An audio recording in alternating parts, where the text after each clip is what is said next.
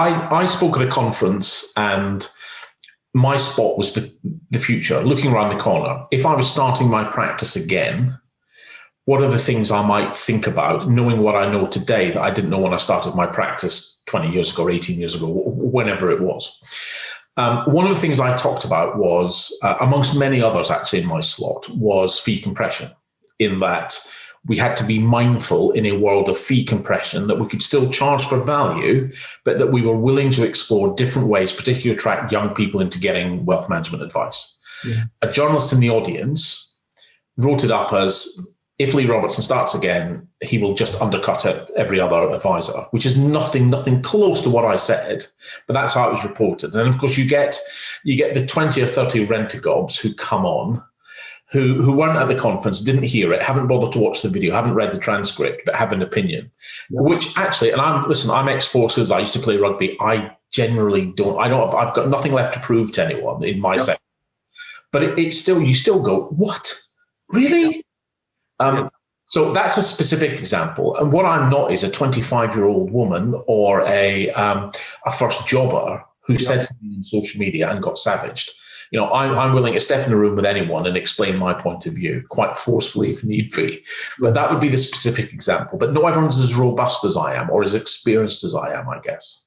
No, I mean, it's a very interesting subject from a psychological point of view. And you've referenced some, let's say, younger, less experienced individuals that might perhaps respond quite emotionally to that kind of, let's call it, attack.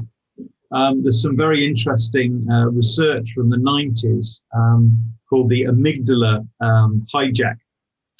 And it's all about fight or flight, essentially. It's what we are programmed to do, sort of genetically, if you like. And if we see an aggressive initiative pointing at us, and historically it would be a lion about to bite our heads off, but this is the equivalent of a gobby journalist doing exactly what we've just been talking about, by the way, throwing in a very controversial point in order to get some cut through.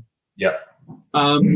Then, we will instinctively take that threat and react without very much control whatsoever. So my advice in that context, which is where it goes straight to this kind of emotional receptor in our brains, and we either scarper or we come out gloves off sort of thing. And the advice in that context is you've got to try and recognize that situation. And the first thing to do is to just take stock of the situation. Is literally, we say, stop. Don't do anything. I mean, there is actually a chemical reaction going on in our brains in that context.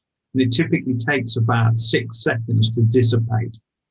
So my advice to anybody is wait at least 6 seconds before you do anything, whatever.